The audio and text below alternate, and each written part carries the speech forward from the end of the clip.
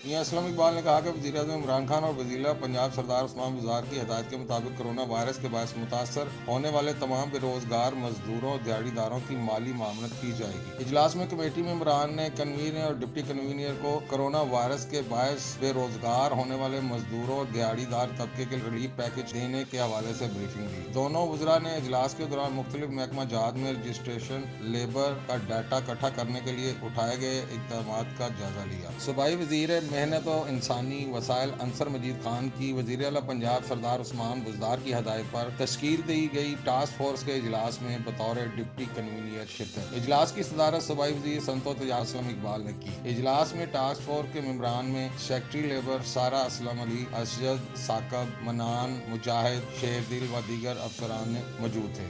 महकमा मेहनत और इंसानी वसाइल के रजिस्टर्ड तमाम मजदूरों का डाटा मुहैया कर दिया गया है। अंसर मजीद खान ने कहा कि तमाम बेरोजगार होने वाले मजदूरों और दिहाड़ीदार तबके को रिलीफ पैकेज दिया जाएगा। डेली वेजेस पर काम करने वाले लेबर का काफी हद तक डाटा इकट्ठा किया जा चुका है। लेबर का डाटा इकट्ठा करने के हवाले से लाहौर चैम्बर ऑफ कॉमर्स से भी मदद हासिल की जाएगी।